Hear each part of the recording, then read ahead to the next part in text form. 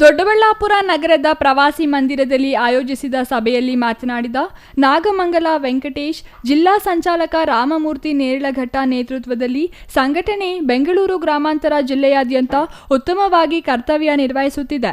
ಪ್ರತಿ ತಾಲೂಕಿನ ವ್ಯಾಪ್ತಿಗೆ ಉಪ ಸಮಿತಿಗಳ ರಚನೆಗೆ ಮುಂದಾಗಿದೆ.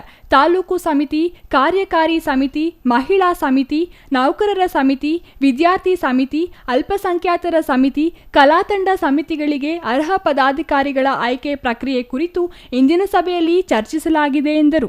ನಮ್ಮ ರಾಜ್ಯ ಸಂಚಾಲಕರು ಶಿವಮೊಗ್ಗ ಎಂ ಗುರುಮೂರ್ತಿಯವರ ಅಧ್ಯಕ್ಷತೆಯಲ್ಲಿ ಕಾರವಾರದಲ್ಲಿ ಒಂದು ಸಭೆ ಮಾಡಿದರು. ಆ ಸಭೆಯ ನಿರ್ಣಯ ಏನಿತ್ತು ಅಂತ ಅಂದರೆ ಮೀಸಲಾತಿಯ ವರ್ಗೀಕರಣದ ವಿಚಾರ ಪ್ರಧಾನವಾಗಿತ್ತು.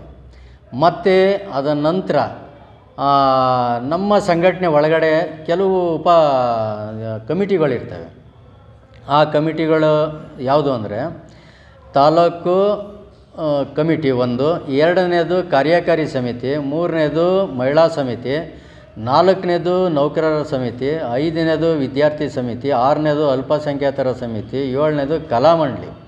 ಈ ಥರದಲ್ಲಿ ತಾಲೂಕು ಮಟ್ಟದಲ್ಲಿ, ಜಿಲ್ಲಾ ಮಟ್ಟದಲ್ಲಿ, ಹೋಬಳಿ ಮಟ್ಟದಲ್ಲಿ ಮತ್ತು ಗ್ರಾಮ ಪಂಚಾಯಿತಿ ಗ್ರಾಮ ಮಟ್ಟಗಳಲ್ಲಿ ಪದಾಧಿಕಾರಿಗಳನ್ನ ನೇಮಕ ಮಾಡುವಂಥದ್ದು ಒಂದು ನಮ್ಮ ರಾಜ್ಯ ಸಂಚಾಲಕರು ಆದೇಶ ಕೊಟ್ಟವರು. ಬೆಂಗಳೂರು ಗ್ರಾಮಾಂತರ ಜಿಲ್ಲೆಯಲ್ಲಿ 4 ತಾಲೂಕುಗಳಿದ್ದು ಪ್ರತಿ ತಾಲೂಕಿನ ಪದಾಧಿಕಾರಿಗಳ ಆಯ್ಕೆ ಜವಾಬ್ದಾರಿ ಜಿಲ್ಲಾ ಸಂಚಾಲಕ ರಾಮಮೂರ್ತಿ ನೇರಳಘಟ್ಟ ಅವರಿಗೆ ವಹಿಸಲಾಗಿದೆ. ಸಂಘಟನೆಯಿಂದ ಮತ್ತಷ್ಟು ಸಮಾಜಮುಖಿ ಹೋರಾಟಗಳು ನಡೆಯಬೇಕಿದೆ. ಜಿಲ್ಲೆಯಲ್ಲಿ ರೈತರ ಸಾಗುವಳಿ ಚೀಟಿ ವಿತರಣಾ ಸಮಸ್ಯೆ, ವಸತಿ ಸಮಸ್ಯೆ, ದಲಿತರ ಮೇಲೆ ಹಲ್ಲೆ ಪ್ರಕರಣಗಳು ನಡೆಯುತ್ತಿದ್ದು ಇವುಗಳ ವಿರುದ್ಧವಾಗಿ ಕರ್ನಾಟಕ ದಲಿತ ಸಂಘರ್ಷ ಸಮಿತಿ ಹೋರಾಟ ನಡೆಸಲಿದೆ ಎಂದರು. ಮಹೇಶ್, ಸಿಟಿವಿ ನ್ಯೂಸ್, ದೊಡ್ಡ